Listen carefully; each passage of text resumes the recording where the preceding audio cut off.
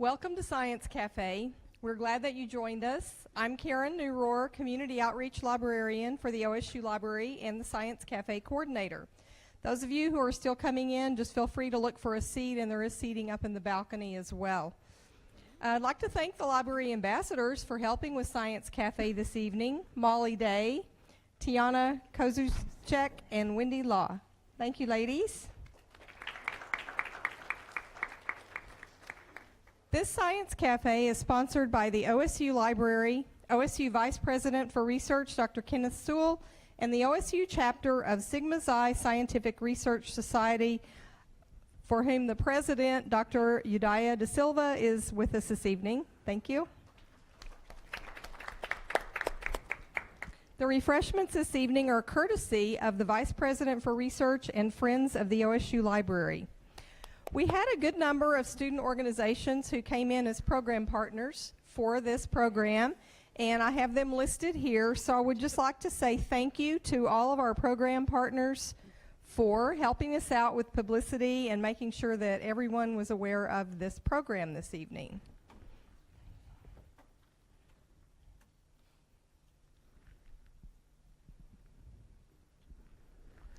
We're going to open with 2 trivia questions, and I have a couple of little prizes for those tonight. So if you'll just raise your hand if you want to guess the answer, then I'm just going to pick the first person whose hand goes up. We'll get the answer, and then we're going to proceed. We'll have the presentation. We have 4 speakers tonight. You have evaluation forms on your tables. If you will please fill those out for me. You can leave them on the table or set them at the door on your way out. We use that feedback every month, so please be sure and do that for us. Okay, so for Operation Catnip, on any given clinic day, how many community cats are spayed? And if you're a member of that group, you can't answer this because you probably know. How many community cats are spayed or neutered in 6 to 8 hours? Yes, how many do you want to guess? 3,200? Oh, 100 to 200? Are you part of that group? She volunteers for them. Oh, okay. That's okay. All right, that is correct. It is 100 to 200 community cats in 6 to 8 hours. That's pretty awesome, isn't it? Large number. All right, trivia question number 2. How many people run the organization of Operation Catnip Stillwater from a board perspective? Does somebody want to guess that isn't on the board or a volunteer? Yes. 50? No, that's too high. Yes, back there? 20? No, I'll take one more guess. Yes. Okay, there's 12 people that serve on the coordinating team, and there are 6 board members for Operation Catnip Stillwater, so yes. Here you go.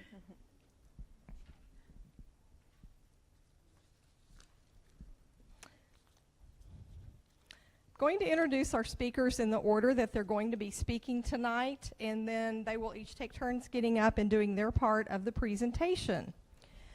So Miss Julie Allen will be our first speaker, and she is a registered veterinary technician. She coordinates the student lab in the Center for Veterinary Health Sciences, and she is the operations manager for Operation Catnip Stillwater. Dr. Kimberly Carter will be our second speaker. She is a clinical assistant professor in veterinary clinical sciences, and she earned her doctorate of veterinary medicine from OSU, Dr. Kimberly Carter. Our third speaker is Miss Stephanie Klein. She's the Operation Catnip Stillwater volunteer coordinator, and she is in the OSU veterinary student class of 2020, which means I think that she is a second-year veterinary student. And then our fourth speaker is Miss Megan Seitzman. She is the feral cat trap expert for Operation Catnip. She's the trapping team coordinator, and she also is a second-year OSU veterinary student at OSU. All right, so let's proceed with our program. Come on up.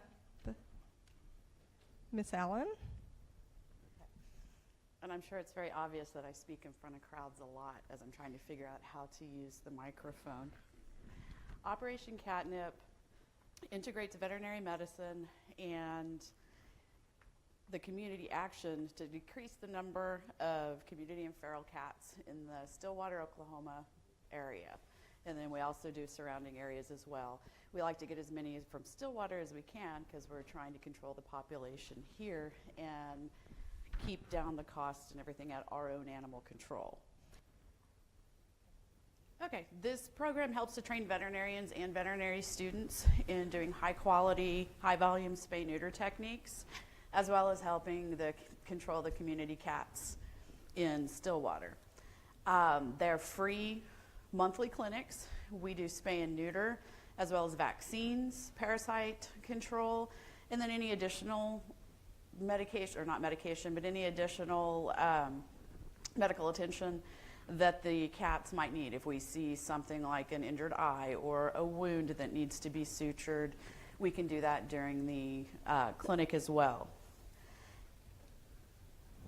The clinics are held one Sunday a month during the academic year, and they're staffed by volunteers, which are usually pre-vet students, vet students, the CVHS faculty, and then also community volunteers, because it's important to have the community involved for the community cats. A lot of times they're the ones who know where the cats are. They're taking care of the colonies, and we need their help to run the clinic and also to be caretakers and bring the cats in.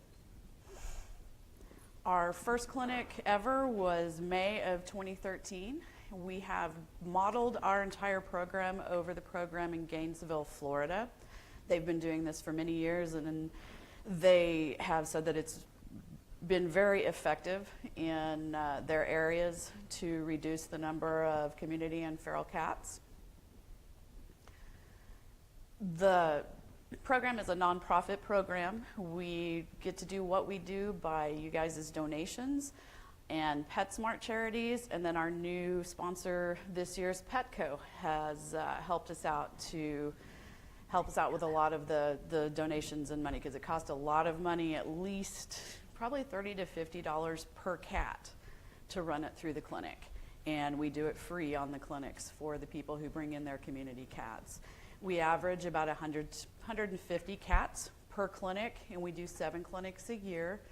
And the total to date is a little low on this. We're actually up to about 3,600 from the start. The trap, neuter, return program that we use is where you have a colony of cats. They're feral. They may be somewhat friendly, but they're actually out living on their own. We trap them, or their caretakers will trap them. We bring them in, do the spaying, neutering, vaccines, and then they're released back into the same area that they were taken from.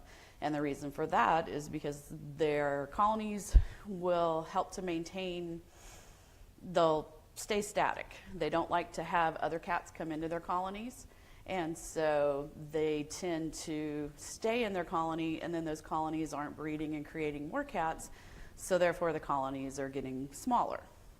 We ear tip the cats on their left ear, so if you see a cat running around Stillwater that has just the tip of its left ear taken off, that's a sign that it's been through our clinic, it's been vaccinated, and it's been spayed or neutered. It also alerts people who are trapping not to trap the cat again.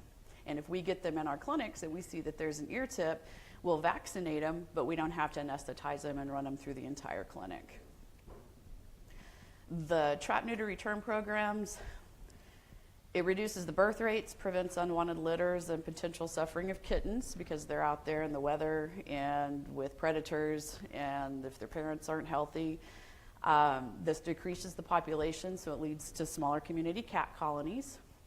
And that in turn leads to fewer nuisance calls with health problems and undesirable behaviors, such as the screaming cats that you hear at the night, fighting over their fence or breeding, spraying, and that sort of thing. It improves the overall health of the cat and the colony because they are vaccinated, and they're not out fighting and breeding and spreading disease between each other. It also decreases the shelter euthanasia rates. lowers the cost of animal control because they're not out trying to catch the cats and having to euthanize and get rid of them. And it increases the number of cats that are protected against rabies, which in turn protects the community.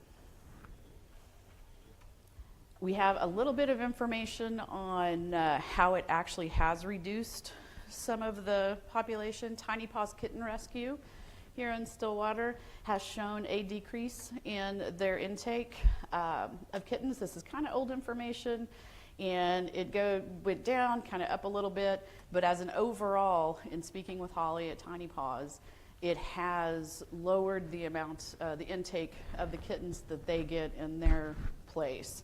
And then I've also spoke with Stillwater Animal Welfare, and in the same area, or same time period from 2016 to the same time period this year, there's been a 2% decrease in total cats that have come into the animal welfare.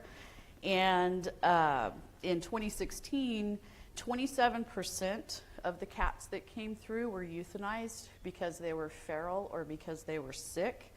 And in 2017, that is down to 15%. So it has made a difference in the Stillwater area. The cats are brought to us by community caregivers. A lot of times if you'll see a whole group of cats in a place, people will go out and feed them. And we consider those their caretakers. Those caretakers will trap for us and bring cats to our clinic. Single people can bring cats. If there's a stray cat that's been hanging around, you can trap it yourself. You can get the traps at the Humane Society of Stillwater through our trap depot. And then we also have trapping teams so that if you have a place that you know that there are a lot of feral cats and you would like our trapping team to come out and try to trap, we have that available as well. We just need to know the location. All right, and how do you recognize a community cat? That's going to be Dr. Carter. She's going to tell you the difference between a feral cat and a stray cat.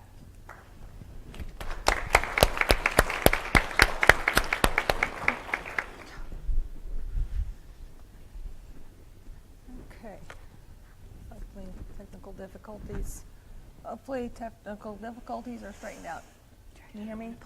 Okay. So just for my own benefit, how many folks here are undergraduate students? Majority, okay. I see a few of my vet school students, and then community. Community, a little portion, great, okay. 5 minutes. Well, so I'm assuming maybe most of you undergrads live in dorms or around campus. If you live in an apartment complex, that's a real common place for a cat colony to be. So I'm going to teach you how to maybe recognize the difference between a feral cat and somebody's stray cat. So, and then what to do if you really don't want your cats around, or so you can inform someone else that might be making these negative comments about their community cats and how they can maybe humanely have them not live in their area. So please feel free at any time if I'm saying something that you don't understand or you want some more clarification on, raise your hand and I'll be happy to answer questions as we go.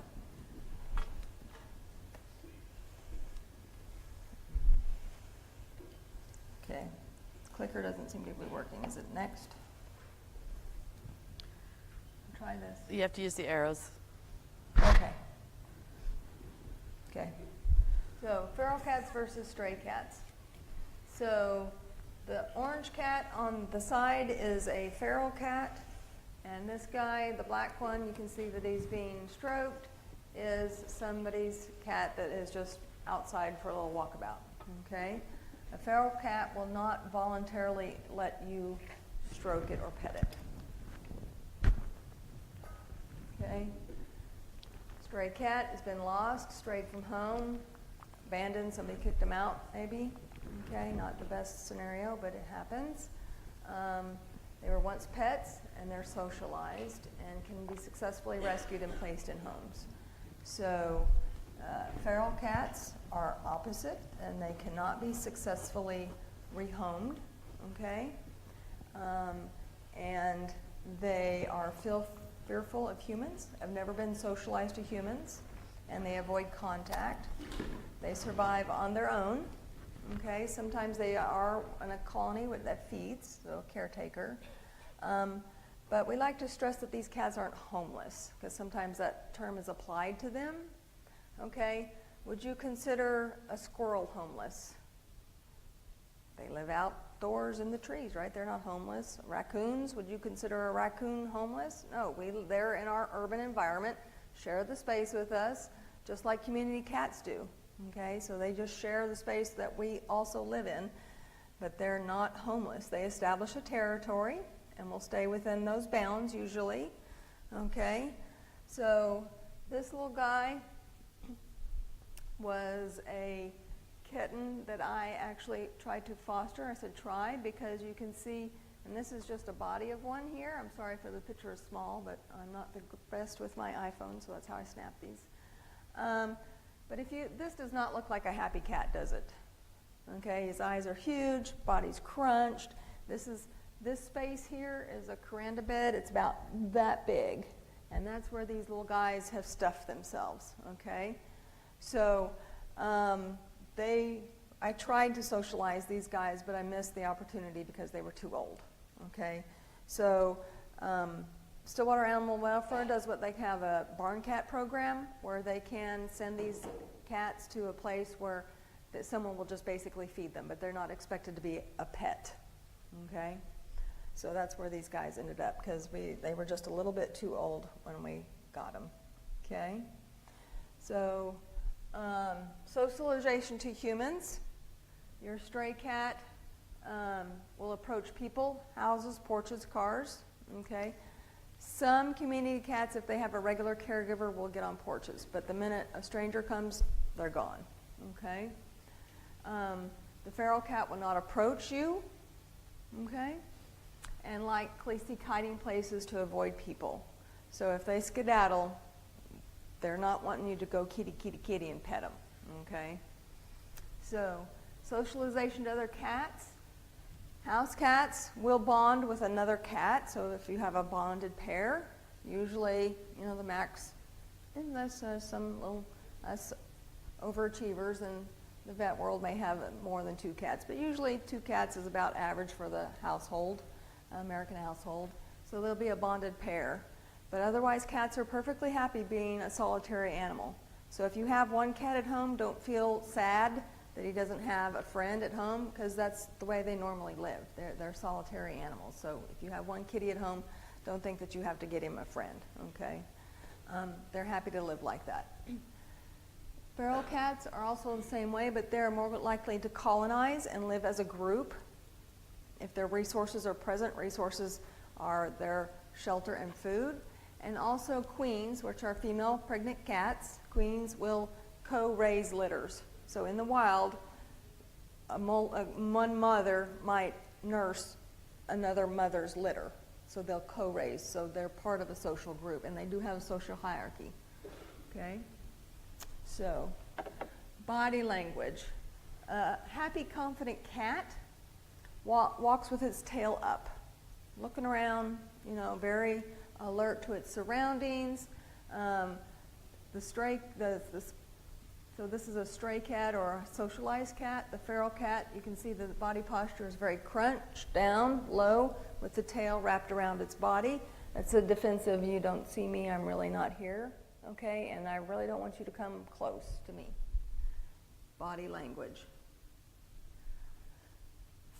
Familial blink or make eye contact with your pet cat. Has anybody had friends over? You have your cat. Has anybody had friends over and the one person in the room that is not a cat lover, your cat wants to go love on? Have you had that experience? Yeah? Okay. Any idea why? Okay. So usually how we greet and humans interaction is eye contact. I make eye contact with you, we're going to talk, we're going to smile, okay? Eye contact is first. As humans, if I don't want to make eye contact with you, I don't want to interact with her, right? So I'm not going to make eye contact and look at her. So the one person in your holiday party that don't want the cat, is not looking at the cat, that is actually cat behavior for I'm willing to speak with you and get to know you because I'm not staring you down. Okay? So I'll maybe glance at you and then glance away, and that's what the person that's trying to avoid a cat, because that's human behavior. But in cat speak, that's I'm totally not threatening you. I'm not trying to dominate you. I'm going to glance at you and look away. I'm going to glance back, and that's perfect cat language for come see me, come get to know me. So that's why the cat in the room is going to the one person that really doesn't want that cat, because they think he's speaking cat to invite him over. Okay? So they will blink. Okay? Also, a slow blink. If you're trying to get a cat to accept you and be friends with you, look him, make a slow blink, and then look away. Make a slow blink and look away. And that is more cat speak for, I'm really not trying to harm you or threaten you. Come see me. Okay?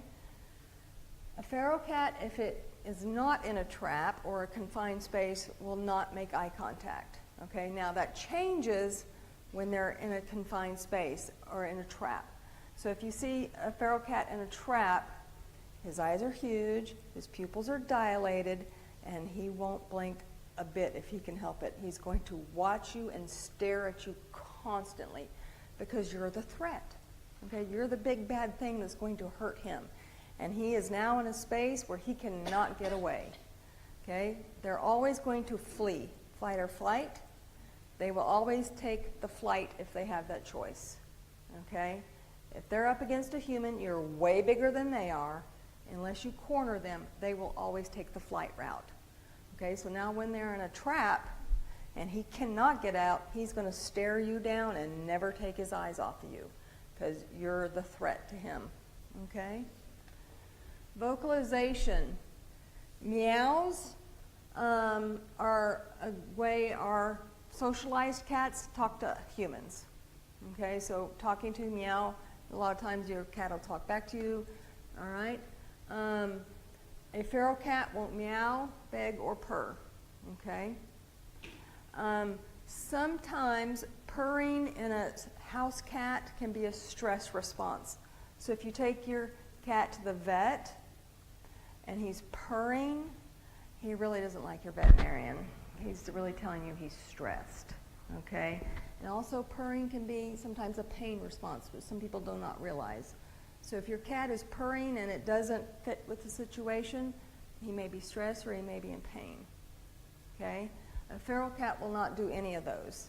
Okay? No vocalizations. Won't meow back at you talk to him. He's going to be silent. He will communicate with other cats through vocalizations, hissing, growling, things like that, but he's not going to meow. Okay? The typical meow that we think of in cats is a socialized cat sound. Okay? Schedule. Your house cats, your stray cats that have been out or they're doing their walkabout. Okay, indoor, outdoor cats that are socialized, out during the day, or they adapt to our schedule, right? They go out while we're in the evenings at home, and then you bring them in for the night. Generally, that's how they go, right? Or they'll go out in the mornings while you're putzing around, and then they come back in when you leave to go to work. Okay? Feral cats are nocturnal. Okay? They're very, very not seen during the day. Okay? So our trapping team goes out at dusk and around midnight, and the best time. If you leave your traps out, some trapping teams, I've been on trapping teams where we'll go out like really early in the morning and leave the trap out all night and then go collect it like at 6 a.m. Physical appearance. If you've been thrown out into the cruel world or have lost your home, you kind of look like that guy, okay? He doesn't look real happy with his situation. His coat is kind of rough because he's not used to making it on his own. He's used to being socialized and fed. This guy, okay, clean, well-kept coat, most likely. I chose him because this is a feral cat, and look how fat and sleek and beautiful he is, right? He looks like he can just take on the world, okay? So most Americans, if they're going to have an animal in their house, have it altered. Tomcats, if anybody smelled any tomcat urine, that is not something you like to live with. Okay, so we have our cats altered. In the wild, you'll get a big tom like this. Thick neck, muscular body, scars from fighting, okay?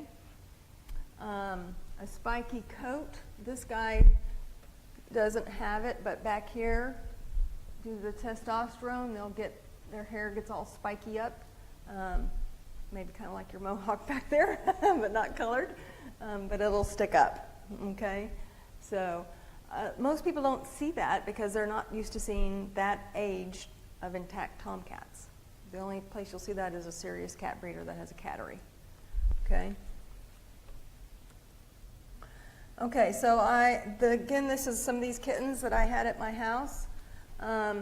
Less than 12 weeks, so that's 3 months old. So we're talking a kitten, about the size of a baked potato, we decided was a good analogy for folks that aren't used to kitten sizes. So unless that kitten is smaller than a McAllister's baked potato, he's not going to be able to socialize, okay? So that's the little orangey that's hiding. Look at that body language. Curled up, there's the tail, eyes wide open. Again, I know it's blurry and I apologize, but it's the best I can do. Versus this little girl, okay, I thought she would help with the situation. She's out, and you can see now kind of a relation. Here's this kitten, and she was less than 2 pounds, okay? And that's the space that those ferals were under. And you see she's out, her ears are up, she's sitting, looks like a tiny little cat statue there, versus that guy, okay? And they were under here. His brother was there, and that's where they spent most of their time, and I spent a lot of time with those guys. I could touch them, but they hated it, okay? Absolutely hated it.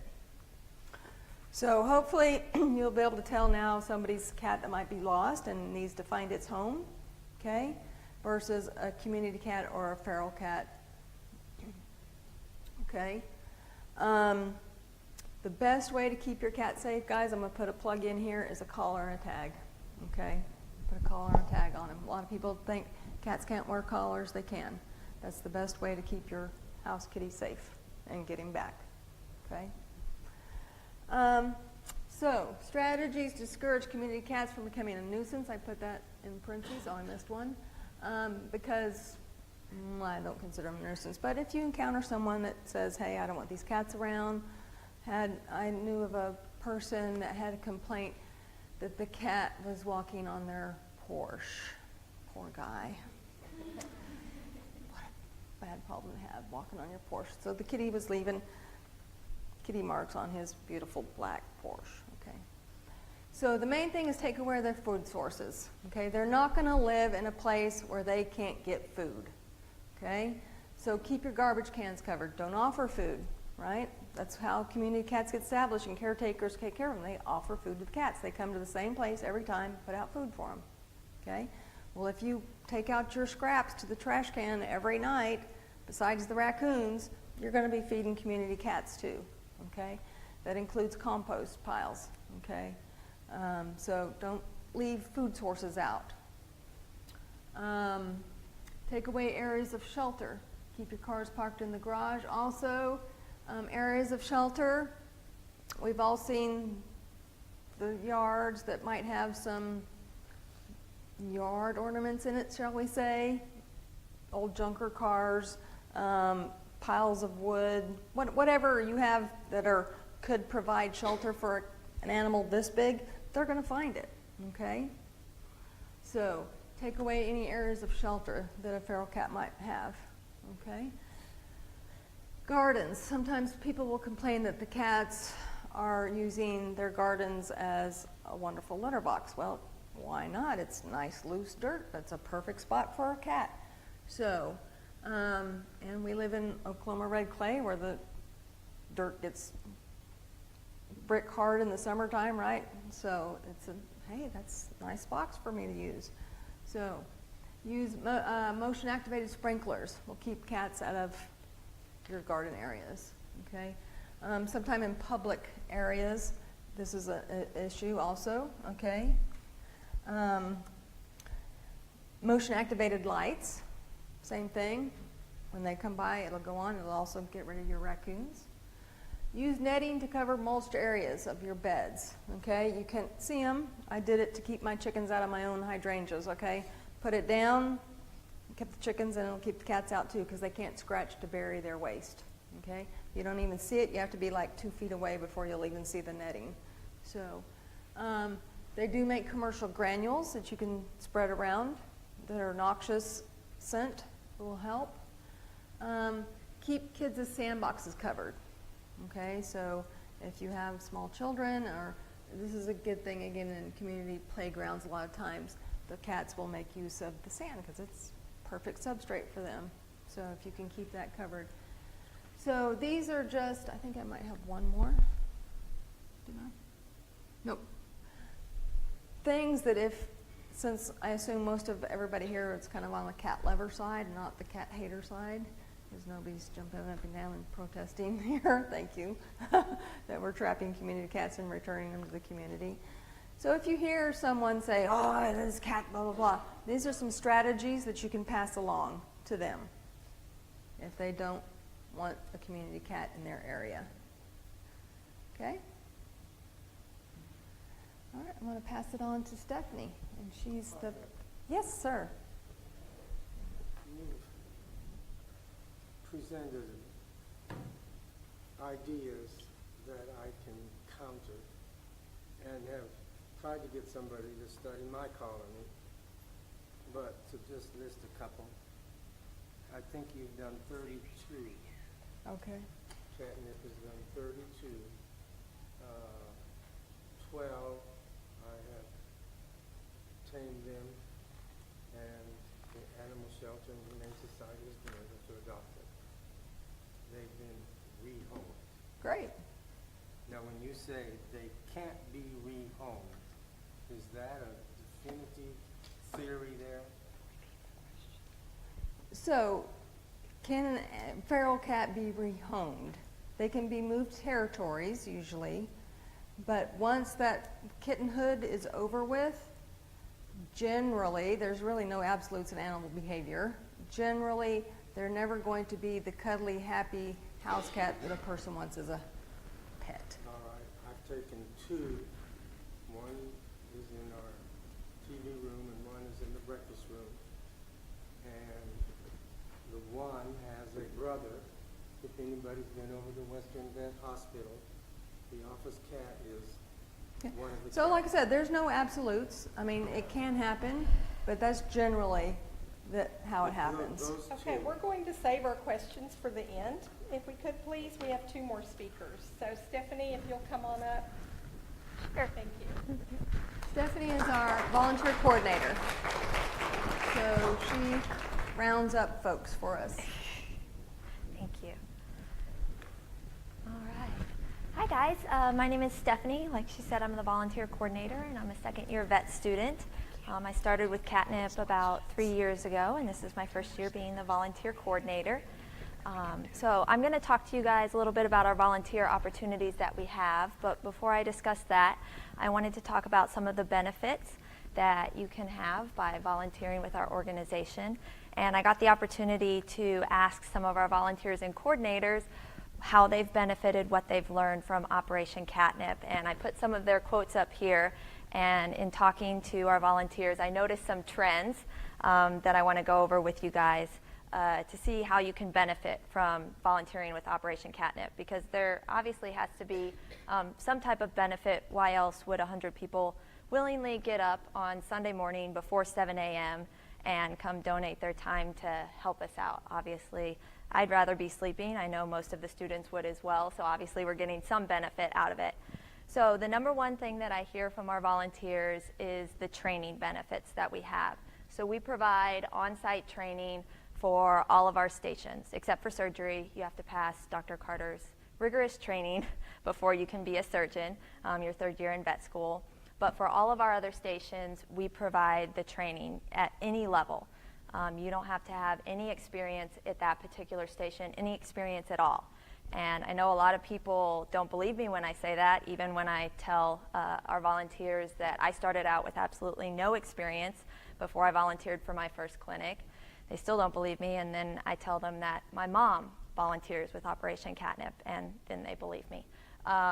So she has no experience at all, and she comes in and does central sterile and loves it. So we provide instructions before the clinic. We send those out when we send out our station assignments.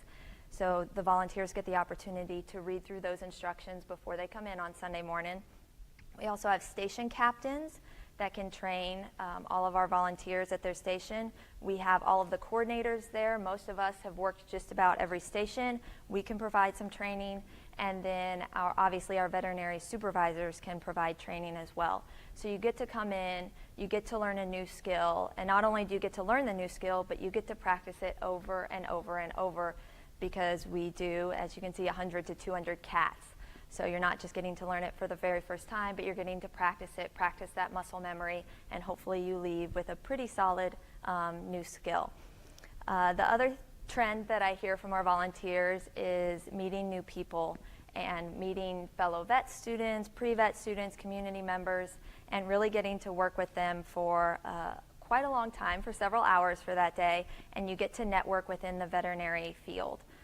So we'll have pre-vet students. I like to pair up pre-vet students with vet students, especially if that pre-vet student is learning a new station for the very first time, and maybe that vet student has worked it before. The vet student gets to teach the pre-vet student, and which is the ultimate sign of mastering a skill. So the vet student gets something out of it, and then the pre-vet student gets to interact with the vet student, make a new friend, and maybe get to ask them about vet school. So a lot of our volunteers really enjoy that aspect. You get to meet new people and kind of network within the veterinary field. You also get to meet our vet school faculty. We have a lot of faculty members that volunteer with our organization, and then you obviously get to meet community members as well. And then another trend that I saw in the benefits that our volunteers get is walking out of the hospital on Sunday afternoon, knowing that they just provided a really great service to the community. You just helped spay or neuter 100, 150 cats. You just helped cut down on the number of euthanasias in our shelter. You got to cut down on disease, and it's just a really great feeling that you get to walk away with, Sunday morning, starting out your week knowing you did something great for the community. And then finally, the practical benefit that a lot of our volunteers say is they get to start accumulating Operation Catnip points. So we have a point system that allows us to do station assignments, and it becomes really important when you're a fourth-year vet student. So every time you volunteer for a clinic or other volunteer opportunities that I'm going to tell you guys about, you get a point, and then you accumulate those points over the years. And then by the time you're a fourth-year vet student, when you want to become a spay or neuter surgeon, then the people with the most points get priority for those stations. So if you've been volunteering since you were a first-year vet student, by the time you get to be a fourth-year, for a first-year pre-vet, by the time you get to become a fourth-year vet student, you can have a lot of points, and maybe you get to spay or neuter every single clinic. And that's a lot of valuable experience that I promise you'll want by the time you're a fourth-year student. All right, so what are our different volunteer opportunities that we have? We have a clinic set up every the Friday before the clinic, and this is a great opportunity to come see the clinic, come see the vet hospital, and I'm going to tell you guys a little bit more about that. Obviously, volunteering for the clinic on Sunday will get you a point, and then volunteering for Trap Depot and trapping teams, and Megan's going to tell you guys more about that. All right, so the clinics are held at our OSU Veterinary Teaching Hospital. It's down in the basement in the junior surgery lab. OSU donates that facility to us. It's a really great facility to work in, and we're very grateful for that. So clinic setup, like I said, it's the Friday before clinic. It starts at 5:30, only lasts a couple hours. If we have a lot of people, then maybe it only takes an hour to an hour and a half. We set everything up for the clinic on Sunday, because when we walk in at 7 o'clock on Sunday morning, we want to have just about everything ready to go. So we set up all the tables, we get all of our equipment out. You get to see your station. Maybe you're a new volunteer and have never seen the layout of our clinic before. You get to come see that. You get to meet the coordinators. They're all there helping set up. And you get to meet your fellow volunteers. So it's a really great opportunity. Not only do you get a point, but you get more familiar with your station. And you can, even if the coordinators are there and you're not sure how to do your station yet, we can even provide you some training that day so you're not as nervous maybe going in on Sunday if it's something new for you. And then obviously you can volunteer for clinic day. So you come in at about 7 o'clock in the morning. We have free breakfast. We also provide free lunch. I promise there's coffee because that's really early in the morning. And we get started by 8 o'clock inducing the first cat. And we just keep going all day until we're done. It can be a couple hours just depending on how many cats we have, how long the day will go, and depending on where your station is. So volunteer station assignments, they're based on, first and foremost, rabies vaccine status. So for any station that you put your hands on the cat, you have to be rabies vaccinated, and that's just our protocol. So we have many of those stations, but we also have many stations for non-rabies vaccinated individuals. We have central sterile, we have sorting, and you can really get a lot of great experience even if you don't have your rabies vaccine. So that's how we do the first criteria for station assignments. And then for previous clinic experience, that's usually points. If someone requests a station and they have a lot of points, they have a higher chance of getting that. I do my best to, for every preference that I receive, to try and put people in stations that they want. Maybe they just request a station that they've never done before. I do my best to try and accommodate everyone. We typically have over 100 volunteers, so it's a lot, but I try and do my best to make sure everyone gets what they want. All right, so here's our general clinic flow, so you guys, maybe if you've never volunteered with us before, can get an idea of some of the stations. And then I'll go over specific ones as well. So the cats come in, they come into admissions, they get sorted into males and females, they get anesthetized. We have trap cleaning as well. The cats come in, typically they've been in their cage all night, so it's a little dirty. So we must clean the cat's cage so that they go back into a clean environment after surgery. We typically put a lot of our new volunteers in that station. We think it's really important for every volunteer to know how important that station is. Plus, if you come in, you show up, and you're willing to do hard work in that station, we know you're going to be a good volunteer, and we move you on up to recovery and all the other stations that we have. Then the cats go into pre-op. They all get physical exams. They all get their ear tipped. They get their ID tag, and then they go into preparation for surgery. They all get shaved, scrubbed. And all these stations are being filled by volunteers that they're pre-vet, vet students, so you can get experience in all of these different stations. They get spayed or neutered, they get their medications, so whether that's pain medicine, reversal, vaccines, if they need some antibiotics or fluids, we provide that as well. And they go through their stages in recovery, and then they get discharged when they're all finished. All right, so here's some examples of some of the clinic stations. Like I said, anesthesia, physical exam. For most of our vet students, we all know that physical exam is one of the most important tools that you can learn in vet school, and so you get the opportunity to practice that on anesthetized cats, which is a lot easier than cats that are awake. So it's a really good chance to practice your physical exam. Ear tipping, bladder expression, which is a super fun station. I know people always have fun at that station. Shaving and scrubbing. And then for all of our different medications, we have several different methods of administering those medications. So for our pain control, you can get practice doing IV injection. And I got to do that as a pre-vet student. I'd never done it before, and came in and got to learn that even before I started working at a clinic. So you can get some really great experience with that. You can do IM injections. Our vaccinations are sub-Q, so there's a lot of your methods of administering drugs right there that you can just keep volunteering and requesting different stations. Recovery, and then obviously our spay techs and surgeons. All right, so I wanted to let you guys, I couldn't go over every single station that we have, but on our website, operationcatnip.okstate.edu, under the volunteer tab, we have a list of every single station that we have, a description of what that station is, and then whether or not you have to have a rabies vaccine. So if you're volunteering for a clinic and you can't think of maybe a new station that you want to request, you can go to our website and look at all of the options and see what you might be interested in. So feel free to check that out. And then here's how you can earn all your OCS points, the clinic setup, the trap depot, and trapping team.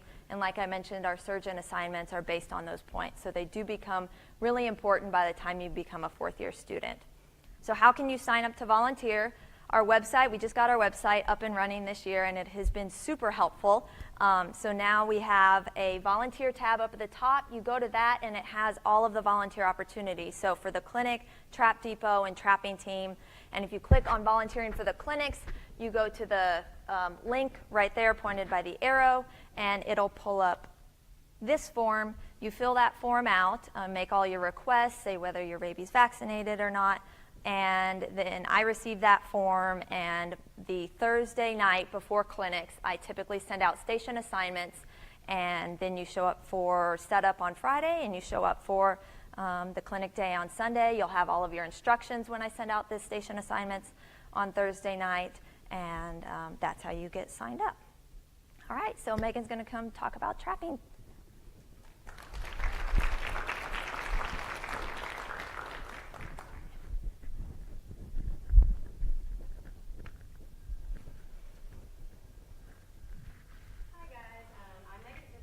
I am the trapping team coordinator for Operation Catnip, and I also oversee the Trap Depot at the located behind Animal Welfare. So today I'm going to talk to you guys a little bit about how Trap Depot works, and my main topic is going to be how to trap, so that you guys, if you see some community feral cats out there and you want to go out there and trap, you kind of have an idea of how to do it, and if you want to come help us trap, you'll kind of have an idea and a feel for what we're going to do that night. So this is the Trap Depot. It's located behind Animal Welfare and the Humane Society on Main Street. We have an inventory of about 300 traps that we rent out to caregivers every clinic to use to trap their community cats. We're open the week before and the week after the clinic. So the week before is when we will be administering traps to our caregivers. So they come up, they have a reservation already made.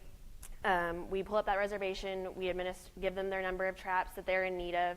Super easy, not too difficult. It's a 2-hour shift. Great way to meet people. There's 3 people who will volunteer at a shift. So you're networking with vet students and pre-vet students and community members. And on top of that too, you're getting the chance to actually see these caregivers and put names to faces and see how much they truly care for these cats and how much they want to help better the lives of these cats. And it's just a really cool opportunity to get to know the community. And then the week after, again, is just bringing the traps back in. So the caregivers will bring the traps back to us so that they can be used again for the next clinic. So that's a basic general overview of the Trap Depot. And again, like Stephanie said, that's a way you guys can get volunteer points. So that's an extra 6 opportunities for points every month on top of clinic day and on top of setup. So if you really want to work on boosting those points, come work a Trap Depot shift. But the other cool thing about Trap Depot is we have our student trapping team. So we're made up of student and volunteer trappers here in Stillwater. We target caregiver colonies, sightings of feral cats that people report to us. I will show it later, but we now have a trap team tip page on our website that you guys can go report colonies that we'll target. But we basically stay here in Stillwater. OCS was established to target community cats here in Stillwater, and we're trying to really bring back the number of cats that we are seeing at our clinics from Stillwater. So we trap the Saturday night before every clinic. We usually go out around dusk before it gets too dark so we can get the traps set out and everything calm and quiet because like Dr. Carter said, feral cats like to come out at night. So we want to have everything set up before it gets dark so then those cats will feel comfortable coming out to kind of investigate the traps and the food, the yummy, delicious wet food we're going to leave for them in there. So we'll set the traps and then we'll come back usually around 10 p.m. midnight to check the traps and see if we've trapped anything or if any traps have gone off and need to be reset. And then we pick up the traps that night, take the cats to the clinic on Sunday, and then they will be released back Monday. So we're going to go over a little bit on how to trap. So first thing you need to do is scout your location. So you want to know where you're headed out to, how many cats are at that location, so you know the number of traps you need. So for example, let's say you're going to a location, you know there's 8 cats at that location, I'm going to bring 10 traps. You always want to have a few extra traps there just set in all different locations so you have a better chance of trapping all those cats. And I brought a trap for you guys to look at because I know a lot of times when we say we're trapping these cats, people, I don't know, they have an image of the bear traps or something terrible. They're not. These traps are live wire humane traps that are designed to keep the animals safe whenever they enter the traps. So what we do is we take newspaper and we put it in the bottom of the trap to help protect the cat's feet whenever they go in there from the wires at all. And then they're super simple to set up. You just push in the plate, pull it up, and there's a little hook that you attach it to, and then the trap's set. And then there's a trigger plate here at the front of the trap, so that's what causes the trap to shut when the cat walks in there. So you'll take your bait and you'll set it at the end in front of the trigger plate. And then when the cat walks in, they're like, I'm going to get a yummy meal. They're going to come up and they're going to hit this trigger plate, and the trap's going to go off. So super simple, designed to keep the cat safe, not going to trap a tail or a foot or anything in it. So you don't have to worry about cats getting injured when they're coming in here. And that leads me to whenever you want to bait your traps at your location, we usually bait them with wet cat food, or tuna is one of my personal favorites because it's really super smelly and the cats seem to like that. I've also heard of a lot of people using mackerel, which is another really smelly food to use. It's not fun to get on your hands and such, but the cats like it, so we use it. And two, we've had luck with using the food that the caregivers give to the cats. So if we're going to a location where the cats have a caregiver that's consistently feeding them, a lot of times they're more comfortable going into a trap that has the food that they're used to in it. So it just kind of depends on location. You kind of have to feel it out and decide what is going to be best. And then you're going to place your traps in optimal locations, which I like to say are in under bushes and tall grass. A lot of times we'll place them around the feeding location where the cats are being fed, since that's the location where they know food's going to be at. And a big thing is you have to be quiet. A lot of people get super excited that we're out trapping cats, and if you're loud, that's going to scare the cats away. They're going to run as far away as possible to get away from all that noise. So just stay calm and find good locations to set your traps. So I've kind of put some examples up here. That's an example of placing the food in the trap. You want to be sure you put it towards the very end and it's not on the trigger plate and just setting off your trap every time you set it. And then I kind of listed some examples. This is in my backyard. It wasn't an optimal location, but kind of just in hiding spaces where you think those feral cats are going to be. So then we leave the traps, like I said, out till after dark and go back and check them. And we check multiple times. And then hopefully you're going to find a cat whenever you come back. And then a big thing we do too is once we do trap a cat, we're going to cover those traps with sheets, just to keep the cats calm and not upset and worried. And two, I also brought for you guys our latest toy, which is our drop trap. So if you think about in the cartoons, that old cardboard box and stick, this is basically what that is, where you pull the string and then you trap what you want. So you set the food at the far end of the trap and you wait for your cats to show up, and hopefully you're going to get a cat that you haven't trapped before. And then once they're in the trap, they say you need to be sure the cat is looking in that direction away from you and you're hiding behind a tree or a bush to where they can't see you. And all you have to do is pull the string and it drops the trap on the cat.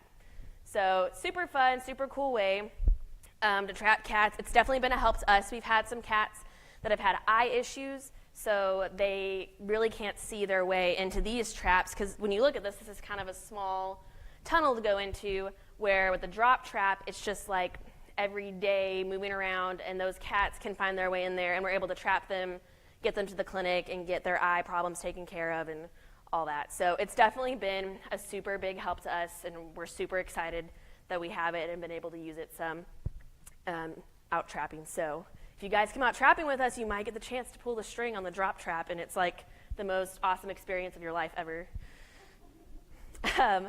So I was going to go over how to report colonies, because that's our latest deal that I'm super pumped about. Is we have our trap team tip page where you guys can go on and report colonies that need to be trapped or people that need help trapping. So when you go to our website, if you go under Trap Depot, that'll list all the information you need to know there. But if you go down to the very bottom to report colonies, that's going to bring you to this page where you can access the document you need to report colonies, where it says please click here. So you click that and it'll bring you to this document that you'll fill out. It asks you some questions like where's the location at? Do you know if there's a caregiver? Are you the caregiver? Is it safe for us to go to this location, etc.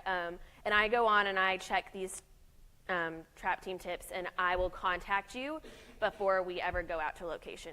That's just kind of a safety thing for me. I want to be sure our volunteers are safe and having fun, so I contact every caregiver and every tip we get to make sure that that's a good location for us to go out to. And then I was also going to go over how to sign up for Trap Depot. So under the volunteer tab where you go to volunteer for clinics, it also had to Trap Depot or trapping team. So if you click on Trap Depot, it brings you to this page. And the Trap Depot signups are actually Excel spreadsheets because you get to decide what shifts you want to work and what works with your schedule. So when you click that link, it's going to bring you to this Excel spreadsheet, and it'll have the dates of the shifts and a spot for you to sign up. You'll receive an email the day before your shift that you signed up for just to remind you and also to give you directions to the Trap Depot and directions for whatever shift you're working, what your duties are. A coordinator will also meet you before every shift to go over your duties and answer any questions you might have. So don't worry that you don't really know what's going on or what you're going to need to do. There's going to be someone there to help you. And same thing for trapping team. You go under the volunteer tab, click volunteer for trap team, and you click on the link. This one again is a Excel spreadsheet as well. So it's divided into shifts of setting traps and then checking traps, and you can sign up for, if you want to set and check at both hours, you can sign up to do that. You aren't only restricted to just one. So you can pick whatever shifts you want to sign up and work for, and then again, you will get a reminder email reminding you that you signed up for trapping team and just going over some information you need to know before you head out. And then also, if you guys go out and trap yourself, you do have to have a reservation to bring your cats to our clinic. So this is where you can go onto our website and register your cats for clinic day. So you click on the link below, and it'll bring you to a Google Doc where you just fill out some information, how many cats you're wanting to bring, how many traps you need to rent, the location of the colony you're going to be trapping at, etc. So be sure if you do want to bring cats in that you do get a reservation because our clinics will fill up. So you don't want to have to wait till the next round. And then our next clinic is going to be November 12th. So our volunteer signups are open, registration's open. If you have cats you want to bring in, and if you want to go sign up to volunteer, you can go on there and sign up for clinic day, trapping team, Trap Depot, whatever you guys feel like doing. But definitely go check out our Facebook page or our website, for sure the website, because it's awesome and it has everything you need to know about Operation Catnip on it. And that is it.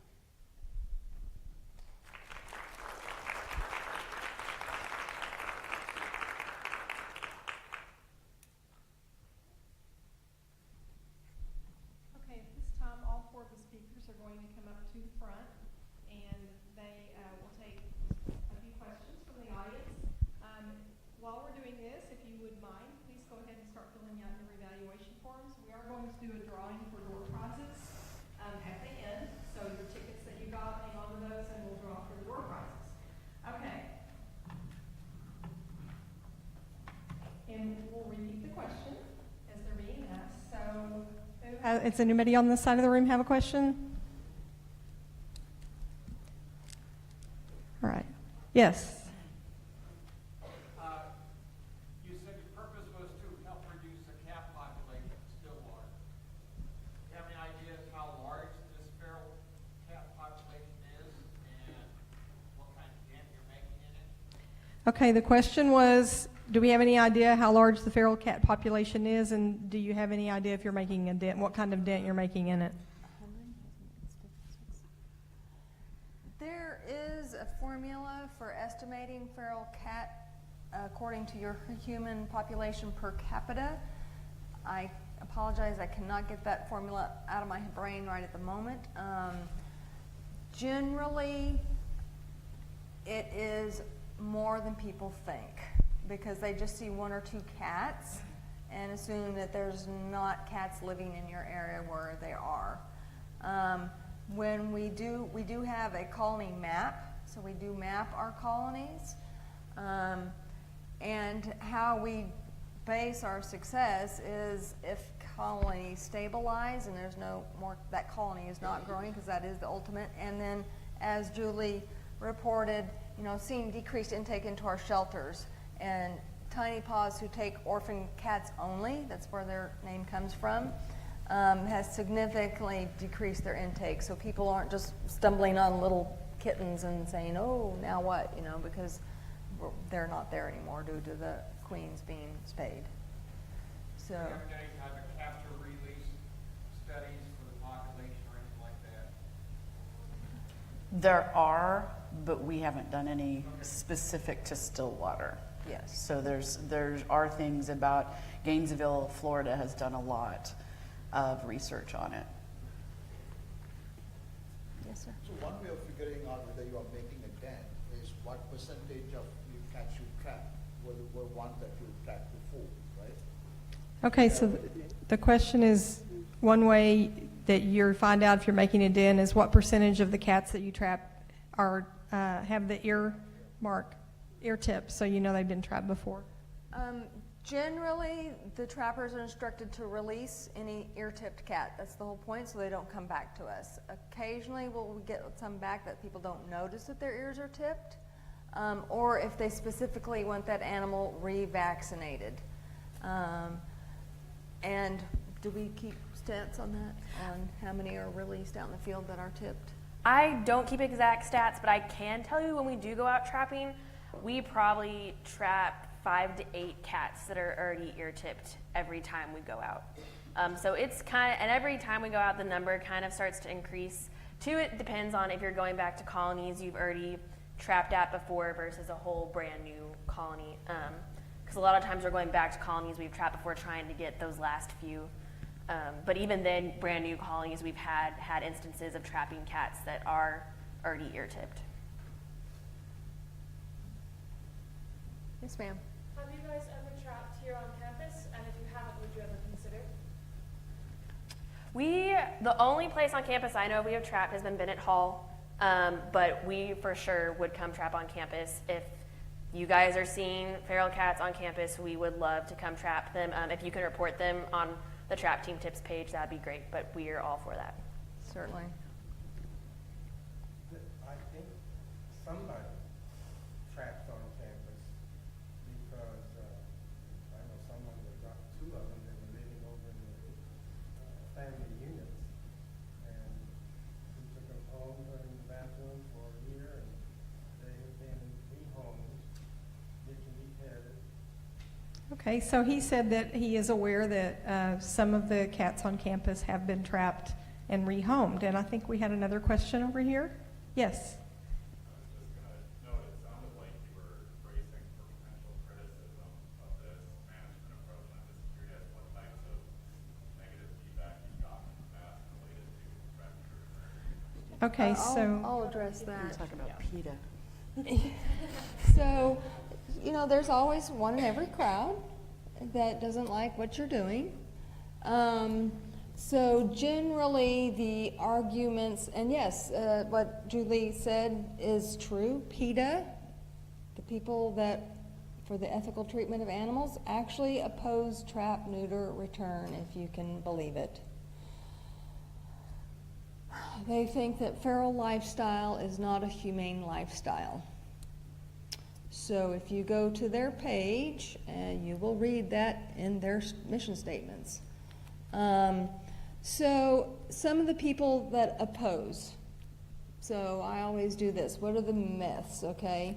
Some of the wildlife conservationists claim that feral cats are killing all the birds, okay?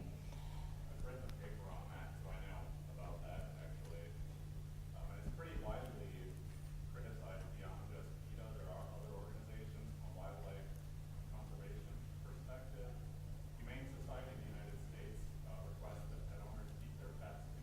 Yes, they do. It's a very widely held or recommended approach to cutting off cats coming into populations. So I'm curious, I guess feeding off of that, trying to keep it positive, do you have other management approaches other than DNR, which is sort of like a stopgap to sort of prevent cats from entering into the population? So they do make, for house cats that go out, they do make sort of a bib that you can make your cat wear so that they can't catch birds. But generally, feral cats are handled with euthanasia. That is the control method.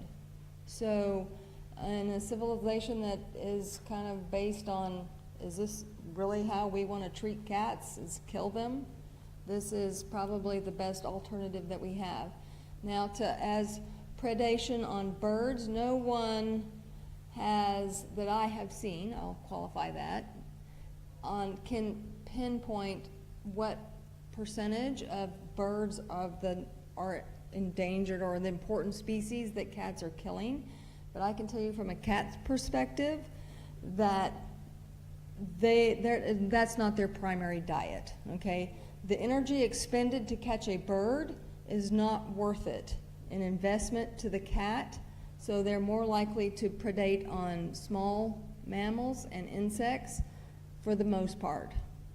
There was a recent study in the Florida Keys that actually showed that the feral cats there were eating native wildlife, and I forget the exact percent, but it was something like 50 or 60% of the cats were actually eating endangered species.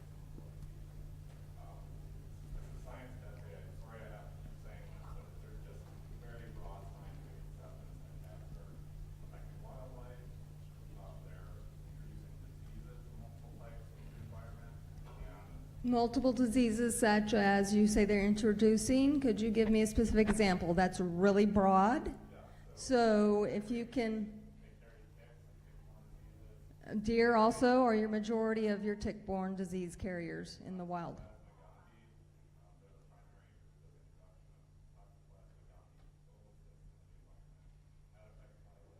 Raccoons also carry that. So for everything that you can say a cat do, but there's an intermediate host in slugs. So it's a multiple, snugs or snails? Snails, excuse me. My parasite has been, these guys are more up on it for second years. So for everything you can say, I can give a cat thing. So yes, that's in what I brought up, that it is not without controversy, okay? So there's a lot of people, I think you underplayed this as sort of like a panacea, and it's really great that people are getting training opportunities out of this, and I hear there's actual research going on based on some of the cats that are being trapped, but as far as the population management goal, I think we need to step back and not overplay the idea that we have clear evidence that it's a widespread for reducing clearing your cat population. It's just not scientific evidence to support that. there's been in Italy, so there's been studies done in Italy that have proved it, in Gainesville, where they have been doing it for like much longer than we have. So again, if you have a viable alternative, the animal population, we would love to hear it. But other than euthanasia or nothing, right now, this is our most viable alternative, I think, that we have at the moment. Yes, sir? Well, one of the things that I thought was a missed opportunity was I didn't hear anything tonight about encouraging people not to keep cats outside, community cats, for example. And is there any part of your program that educates people that they should keep their own cats indoors? So that was not our focus of this presentation. Are you concerned at all that by providing health care to cats that people are caring for that are not feral, that you're encouraging people to dump cats there, or encouraging people not to keep their cats indoors, or are not affecting wildlife? So I would say see your local veterinarian, and that's their job, to educate pet owners about that. Don't you have an opportunity where you're interacting with a ton of people who are we interact with a lot of colony caretakers. So the majority of our cats are from colonies and people that feed in the community. Occasionally, we will get the stray person that has a cat roaming around their neighborhood that they will bring that cat in as singles. But the majority of ours, I would say, come from managed colonies and community people that feed in their community. And you're not going to stop people from feeding cats. I mean, I can't fix that problem. You always got the person that is going to feed cat in your community. They see the cats, they feel sorry for them, they're going to feed them. If they're providing a resource of food, cats will come.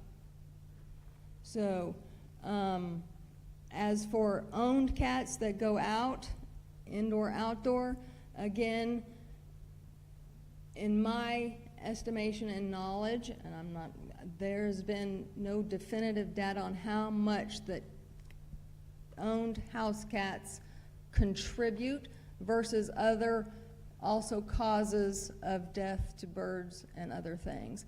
Human encroachment in environment, killing our wetlands by humans, wind, kill your migratory birds, high-rise apartments, kill your birds.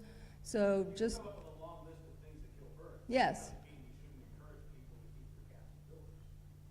If that's something that could be a significant amount of mortality that could be easily remedied. It is. That's just not part of this particular program. We're doing our small little part in Stillwater.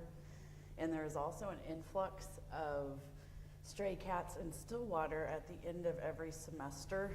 And it happens like that in college towns everywhere. So it's not that stray cats are getting out. A lot of times the kids go elsewhere, people leave, and so there's a big influx of cats that weren't strays before but have now become feral. So, That would be a concern because the students might know where these cat colonies are. but then they're gone. That's the thing. They go. So. Okay. Okay. Yes. Somebody else said something in retaliation. Yes, we have a question here. What would you do if you got a cat in clinic that was pregnant? Okay, she asked, what would you do if you got a cat in your clinic that was pregnant? We spay them. Yeah. Okay. I saw another, There's- oh, up she's here, waiting. yes. I happen to just reading a book on this very subject, and just today, talking about the in San Francisco, they've been very, very successful. In fact, they have 94% of their cats that have been rehabilitated or colony. But he also mentioned that it was basically almost an island, and so they didn't have as many people, as many cats coming back. So that's your fault. Correct. It can be very, very successful, like you said, 94%. Correct. So also, he also said they had very wealthy people who were able to take care of that. So it can be very successful. Yes, it can be very successful. And it also depends on your community, too, on how successful these programs are. Is there a registration program for your community? Are your animals required to be registered? Are they required to be licensed? All that is part of the bigger community issues and control of cat populations. I do have to mention, though, that there was one caveat, is that there's a park in there, and they had, the feral cats had completely decimated the California quail population of that area, and they had not returned, but the cats are fine. It's a 6 or 1/2 dozen the other, but they had a very good outcome of their program. Okay, we have one more question over here, and then I think we're going to draw for the door prizes. And, okay, do you have your question? Have you ever done any calculations on by not staying and neutering these cats, how many cats they would have produced in a year in the Stillwater area if we did not have this program? So, how many cats are produced per queen per year? So there's different formulas out there, and some estimates are from the SPCA and that. So again, you would have to have a good estimation of how many cats are in your community to begin with. But on the average, A queen will produce 2 litters a year. 4 is an average size litter. They can have up to 6. And generally it's considered that 25% of feral kittens will survive in the wild. So, And what age do they start breeding them and having more kittens? having more kittens, a queen can come into heat as young as 4 months of age. So it's babies having babies. Cats are seasonal polyestrous, and length of day, seasonal polyestrous, so the length of day, they'll come into heat in the spring and along now. Our weather has been very mild and nice this fall. At our clinics, we're still seeing queens that are still reproducing and lactating, so they have babies. And yes, you can spay them and they will continue to lactate, so sometimes that's a concern. Or if you spay them, they won't feed their babies. No, they will go back and feed their babies, and they will continue to lactate and feed their kittens. That's not affected by spaying them. So generally 6 months-ish is more typical age of coming into heat for your first time, but they can come into heat as young as 4 months of age. Okay, I'd like to thank our speakers tonight, and